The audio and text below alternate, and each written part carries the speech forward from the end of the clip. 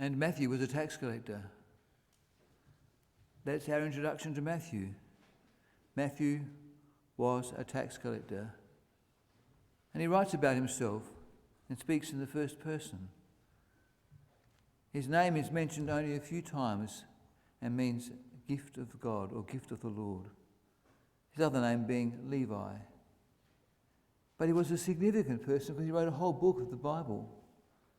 Very few people who've ever lived wrote one book of the Bible. He was an eyewitness. He wrote about himself. It's rather strange writing about yourself. And Ian said that. In this chapter, in the early verses, Jesus heals a paralytic man, forgiving his sins, and this caused quite a religious fuss. But Jesus says, that you may know that the Son of Man has authority to forgive sins. And when the crowd saw the miracle, verse 8, they were filled with awe, and they praised God who had given such authority to men. They were used to authority, all right? Everyone else's. The Jews and the Romans. But they were not used to this authority being given from God to a man. And it was amazing, wasn't it? You imagine through history all the people who've been sick and died, who've had illnesses, and then a man turns up and starts healing people in front of you. The Jews were used to authority, everyone else's. Money, taxes, morals, cleaning, and religious laws. They lived under authority. Just ask the centurion. Authority was administered by them, all their people. They were oppressed and powerless. Their lives were totally taken up with shout-nots. And Jesus went from there to his hometown of Nazareth in the Galilee region. And he saw a man named Matthew sitting at the tax collector's booth. Follow me, he told him. And Matthew, the Galilean tax collector, got up and followed him. No resignation papers, just got up and followed. It was an instant act of faith. He gave it all up.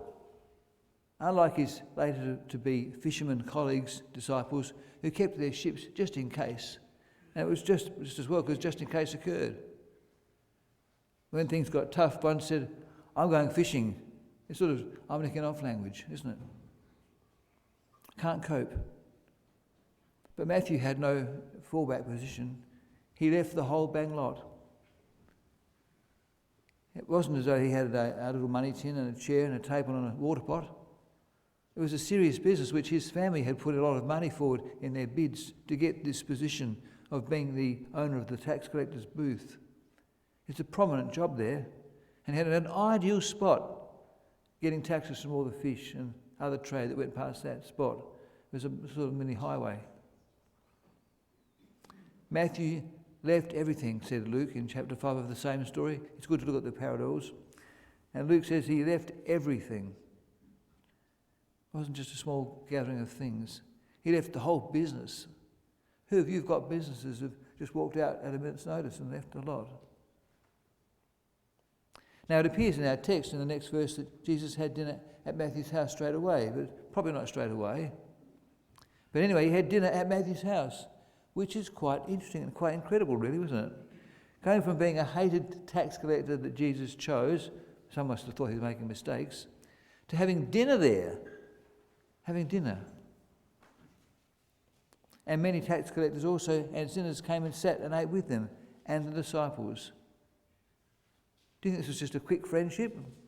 Follow me and tomorrow we'll have a big dinner? No, probably a time lapse within that 3.5 years period. Many went to Matthew's house, still had a house, and they had a meal. Who asked them? Presumably these people who came, who were tax collectors, were all from their own regions. So it was a great way to have a staff meeting amongst all the tax collectors and for the news to spread out, wasn't it? It was a great way to get your message out. They had one from every region probably there. Choose a tax collector. Ask all your mates around. It's handy also if you know a senior one or two like Zacchaeus. He might like to come. He's got a bit of influence, even if he's a bit of a shorty.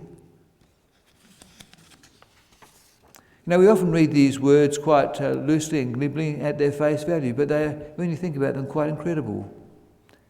The great feast, that dinner at Matthew's house. Fancy eating food that was paid for by tax money from your fellow men, and the excess was kept for selfish shows such as this.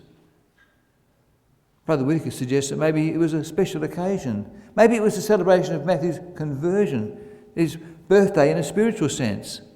It was worth celebrating, wasn't it? Do you remember your baptismal date and have a bit of a celebration? Think about it. Do you rate your baptismal date as being more important than your birthday? Surely it is, isn't it? Surely. If you haven't been converted by Jesus already, when will that happen? What date?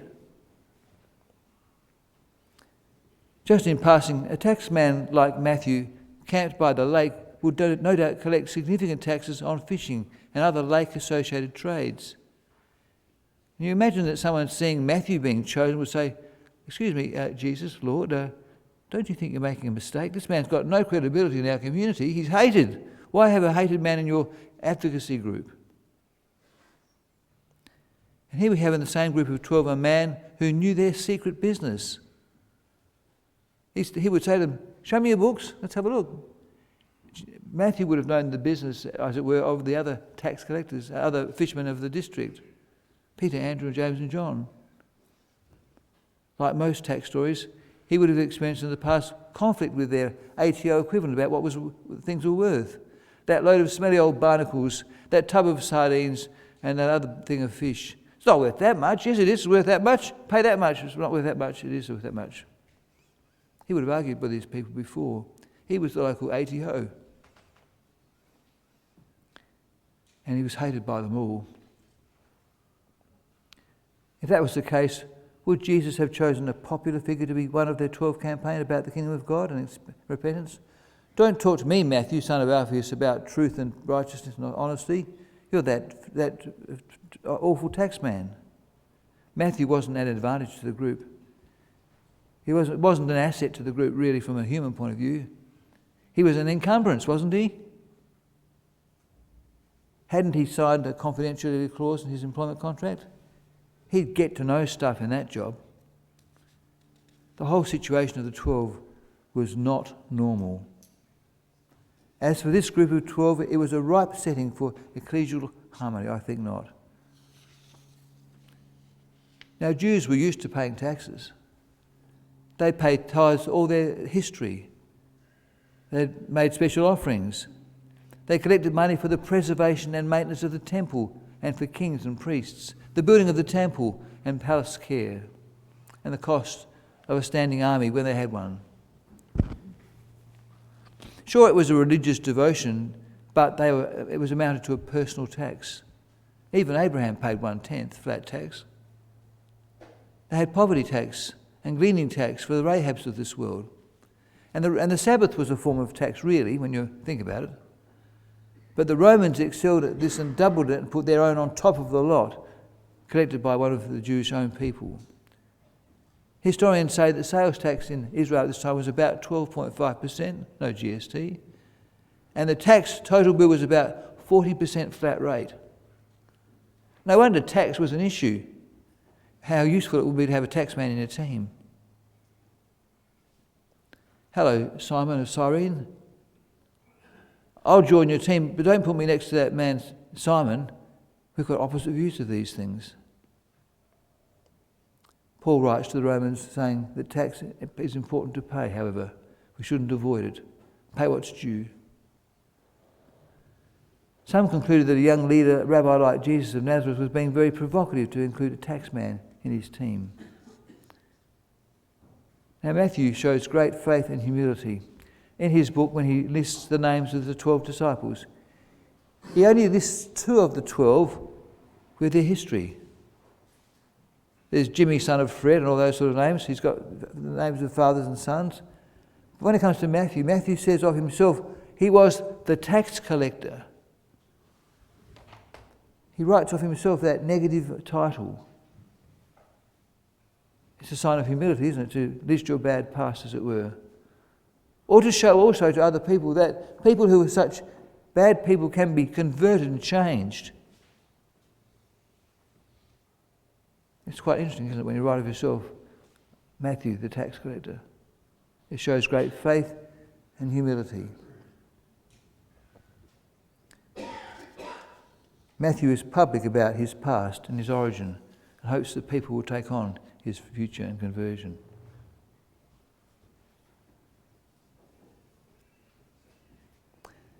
Matthew is found in Acts chapter 1 verse 13 in a similar list of followers who are praying after Jesus had ascended to heaven. And many tax collectors and sinners came and ate with Jesus at this feast. And it was incredible really to think they were all there. The Jews were very organised when it came to fellowship. They had their rules clearly laid out. The rules themselves were derived from the law of Moses. They had a good look about them, and they may have fitted in quite well in our community. The Jews were good at excluding people. They divided the world into two classes of people, the Jews and the Greeks, or heathen. They were in the truth and not in the truth. They were good at excluding people and defined who couldn't do this or that. Jesus, on the other hand, seems to me to be an inviting person. He didn't turn people away, did he? He said, if you want to be my disciple, then you will do this or that. He did give people jobs to do, tasks to be done, conversions to be made. He did lay down rules based on their response and the call they made. He did say to one young man, sell everything. Find a goodwill shop. Come back empty-handed. And he did say, my yoke is easy. Well, it was, but it sort of wasn't too as well. So Jesus was eating with these tax collectors, publicans, these street people, people with stuff happening in their lives, not the clean, not the already whole ones, but he had a great power and influence on their thinking. The changes he made to their head in changing living patterns and rules happened after they met him and during their following and learning from him and his ways. Jesus was a great change agent, but he wasn't doing it the Jewish way. He was new wine in new bottles. And the processes we engage in our meeting are quite unusual. When you stand back and think about it, we sit at a lot of meetings, don't we? Sing a lot of songs, pray a lot of prayers, shake a lot of hands, and when we can, hug each other. All these processes are to make us change our heads, our thinking. Not the other bloke's thinking, but our own. To see sin in ourselves and its consequences. Recognise sin and see the solution, the salvation, the release from sin, the way we get out of sin, free at last. We celebrate our escape, this great escape by Jesus. That's what we do in our meetings. That's what our religion is about, changing our thinking, changing our head. When the Pharisees saw this great feast, presumably they didn't get the invite, they asked his disciples, why does your teacher eat with tax collectors and sinners? It was a scandal, this fellowship. To think that Jesus, the Son of God, would fellowship with this class in cohorts with the Romans. But Matthew left work to follow Jesus, and he writes this about himself. Matthew doesn't feature in the Bible literature like Paul does, or Peter, or Andrew and James. There are not many, and Matthew says, or and Matthew did, or Matthew went to see this person. Actually, the voice of Matthew is very quiet in the Bible. Very quiet in the Bible. So leadership in the church isn't all about loud voices. It's all sorts of volumes. You need loud people, you need soft people, and those in between. But Matthew certainly wasn't a loud person. He wasn't shouting from the mountaintops, doing great miracles, doing fancy things. His leadership in the church was a very quiet one. He showed that our religion is about cleansing from sin. It's the anti-sin movement, comforting the sad, finding the lost, remaking people's lives, cheering them up, fixing their wounds, It's not about legalism and laws. Who's technically correct? Technically correct. How can you be like that? It's not about ego pursuits. It's tempting to make it so, but the Bible is a big change book. Now, I worked for the public service in the education department, and we were about incremental change, step by step, where after 20 years of service you might move up a notch or two. But this man became from publican to apostle, from tax collector and despised to the great hero of Jesus, through Jesus' teaching. He looked at the power of the teaching, the power of Jesus' teaching. The learning at the feet of the Master became so elevated that he was chosen as a witness to write a Jewish-focused book account of Jesus' life. Fancy being chosen of God to be the author of part of the book of life, the Bible, a forever book. Jesus was obviously impressed by Matthew's conversion. Fancy being asked if you'd like to follow its work style. Fancy being offered the opportunity to write up the how-to manual on salvation. We might ask ourselves, what should we talk about at Bible class or at our homes? There's a great range of ideas, but what Jesus taught would be very good, wouldn't it?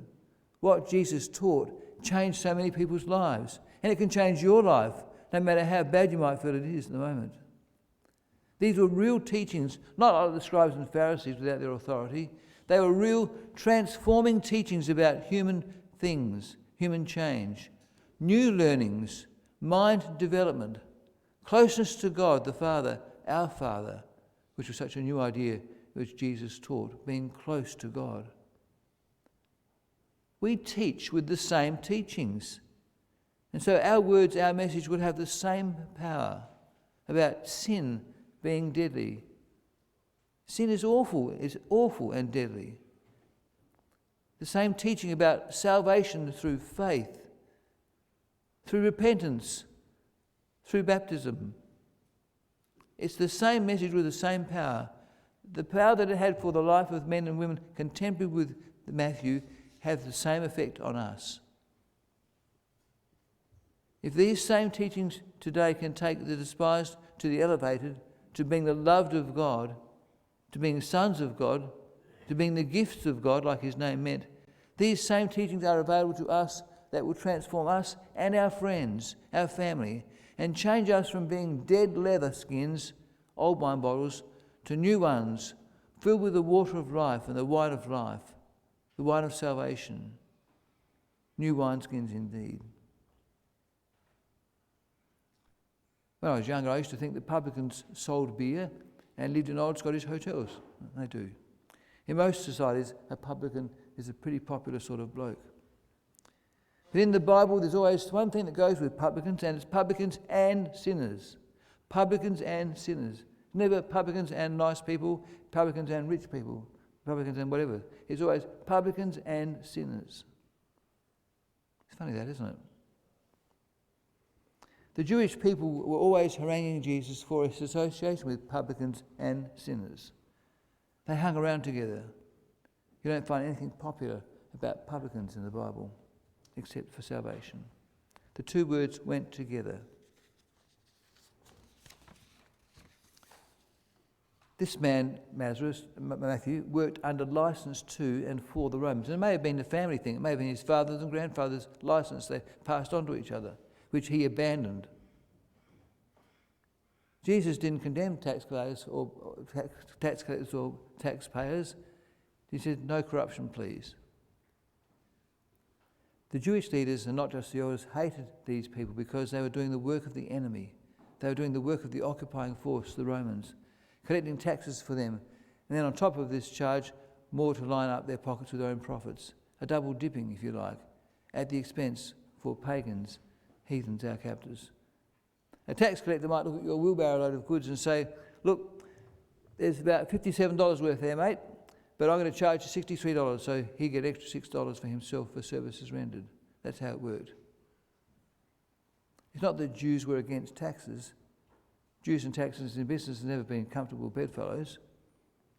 But the Romans always had a project that needed funding, and the local captive nation often bore the brunt of its cost. And what made it worse was that the Romans used to get the host nation to collect it for them. The projects were often in politically sensitive areas like roads to special places, education, and drama places for the arts, amphitheatres and things like that. The taxpayers might say, like they always have said, we never asked for the roads in the first place or the new town hall. But in the end they did get new infrastructure, which is good at inflated costs.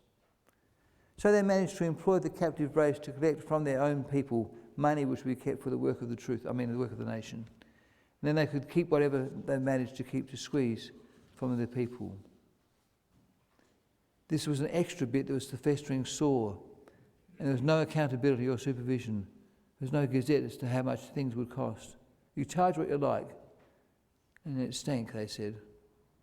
It bred greed and corruption, dishonesty and oppression for the neighbour, and it was treason against God, and they hated it.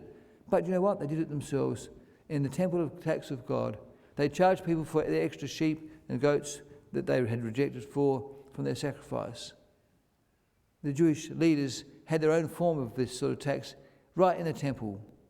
They charged their own people inflated prices for the pigeons and their lambs for sacrifice, having rejected their quality before they came in the gate.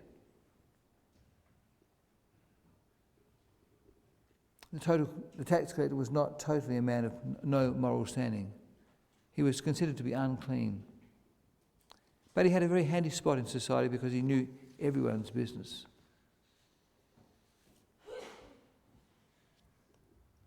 How may Matthew's part have fitted with the local fishermen whose businesses were possibly in his tax area? He could have said up to the meeting of the 12, "Hi, I'm Matthew.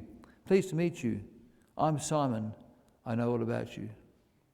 Hello, James and John. Fancy seeing you here. And we were only meeting last week to discuss the insolvency of your business, your bankruptcy."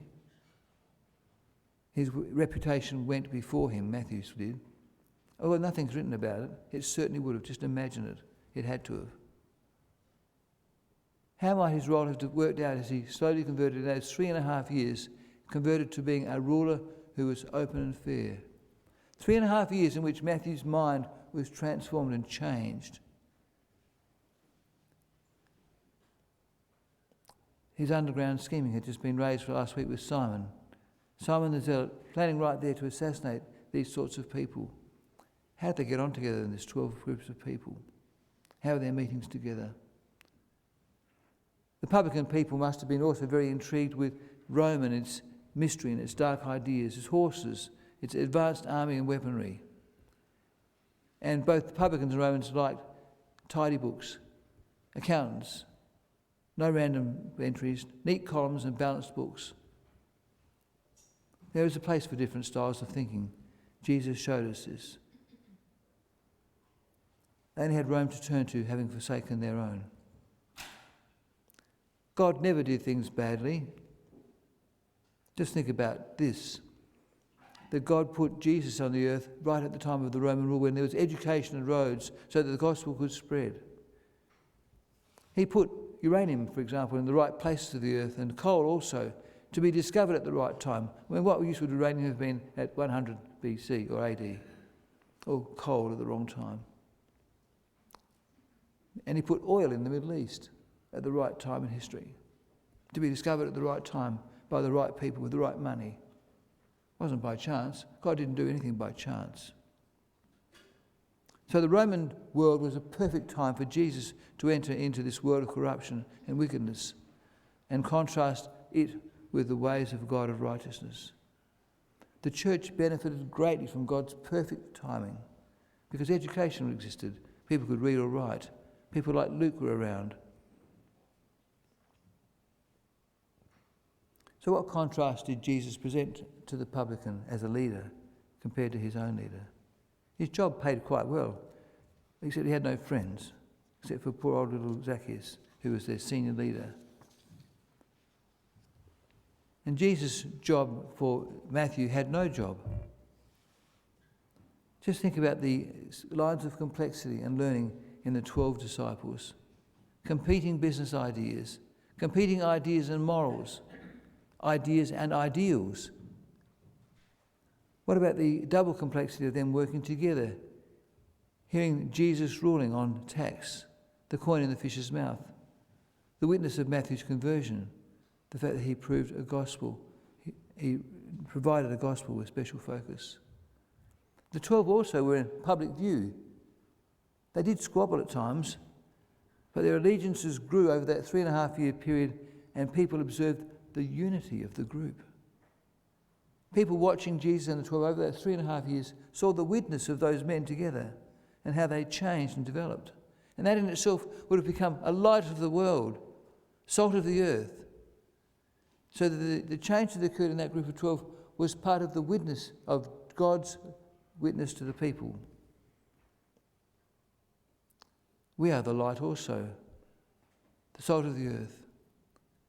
Is unity a part of our witness?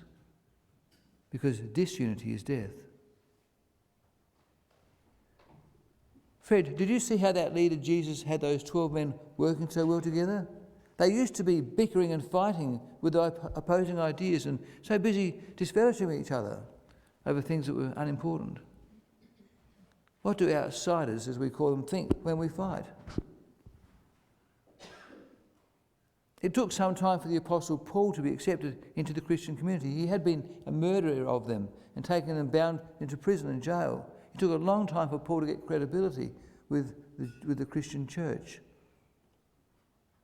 What so with Matthew? Did the first converts to Christianity before the 12 were fully in think about Matthew joining the team? I mean, they would have thought Matthew was talking with the enemy. What did the Romans think when they saw this abandoned booth? And Matthew joining that other team? They would have had to raise it at their staff meeting next week and talk about it. What are we going to do? And why did it happen? What is there about this man Jesus that can draw away people with such well-paid job? The 12 and their behaviour became the measure of the quality of the doctrine, the teaching. It's how doctrine walks in skin and bone that matters to the King of the earth, not how you can write it down on papers and letters and minutes of meetings. And so what did the village dweller in the Galilee think when he saw Jesus and his 12 walking down the streets, down a country lane? If they'd been squabbling and disorderly gaggle of men fighting for supremacy,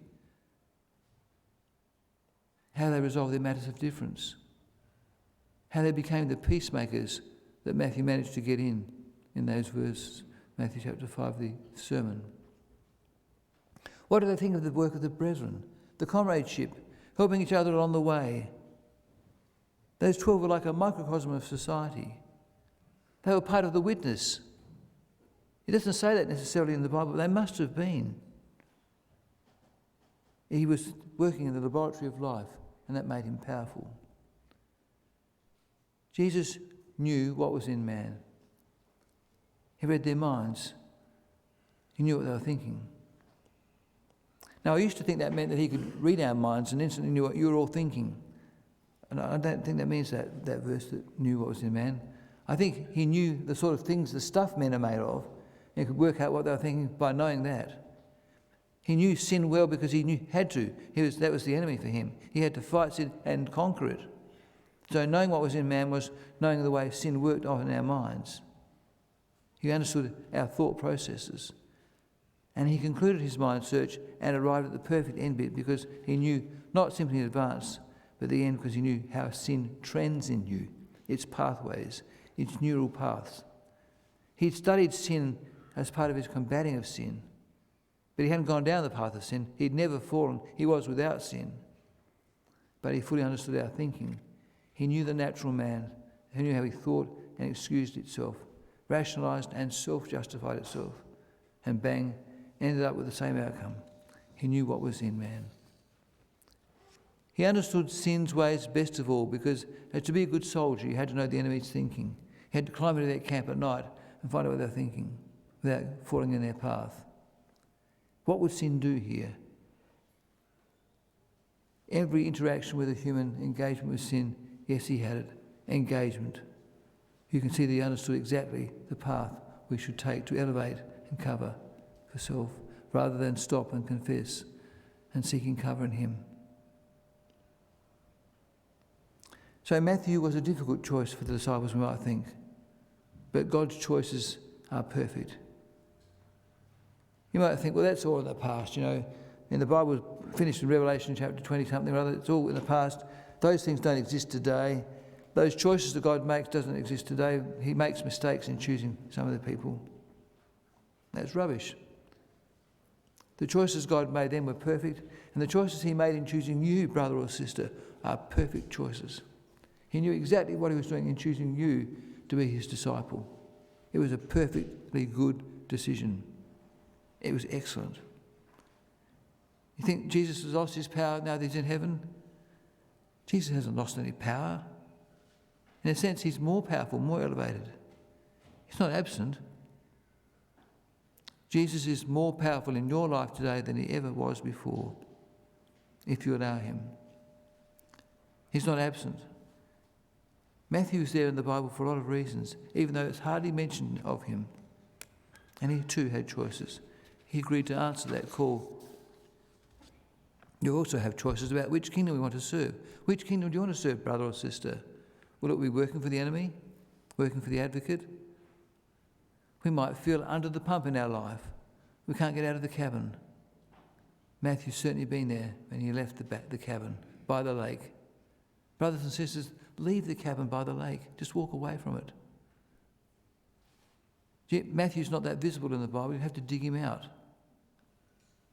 You might have money issues, family issues, marriage issues, work issues, depression, but seek professional help. You may feel ashamed of your life, that it's terrible, not pure enough, not good enough. God's too good for me. Jesus is too good for me. He's too pure. Well, good then. He's just the man for you. The love of Jesus is all around, bound up in imperfect packages. But Jesus does change us. He is the perfect. He's more than a set of words. He's more than the immaculate thinker. He's unmessing us in our lives.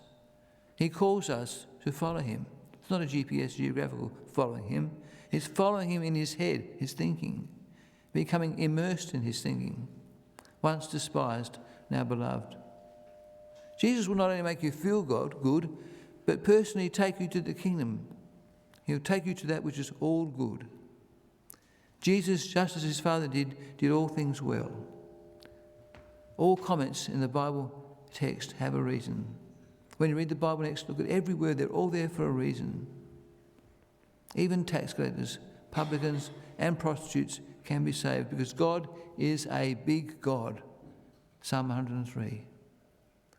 Matthew understood government. He may be a useful person in the kingdom of God, soon to come on the earth, in charge of government. He's part of the new creation, the new wine and new skins. Today, if you hear his voice, you can be transformed, a lasting transformation into the kingdom of his dear Son. Follow me, he did, and it led him to the heart of the nation, the despised ones, and Jesus taught them, the despised, and they listened and they conquered. It's the same Jesus. You will make it to the kingdom, brother and sister. No matter what comes your way, you will make it. You'll more than just make it. You are being conquerors, says Paul in Romans. And you are my disciples if you love one another. So, brother and sister, will you too take up the invitation? Will you last the distance no matter what? Will you drink in this new wine from the new bottles? Matthew changed his life. One from collecting monies for the glory of the enemy to making and changing people who themselves gave up this age for the age to come. Matthew is inspiring when you think about what he did. So, brothers and sisters, find Jesus and follow him. Like Matthew, Jesus will organise the banquet.